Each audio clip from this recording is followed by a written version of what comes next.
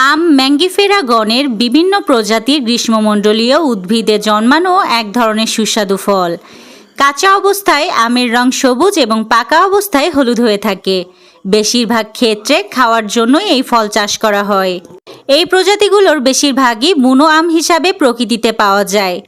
গণটি অ্যানাকার্ডিয়াসি পরিবারের সদস্য। আম ভারতীয় উপমহাদেশের ফল। এর আদি নিবাস দক্ষিণ এশিয়া।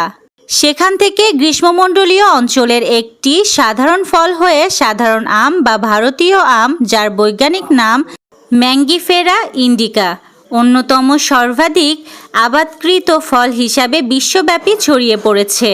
ম্যাঙ্গিফেরা গণের অন্যান্য প্রজাতিগুলো যেমন হর্স ম্যাঙ্গো, ম্যাঙ্গিফেরা ফ্লোটিডা স্থানীয়ভাবে আবাদ করা হয়।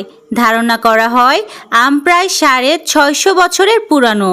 আম নিয়ে আজকের এই বিশেষ প্রতিবেদনে ছিলাম আমি ইয়াসমিন আক্তার, সুরমা টিভি 24।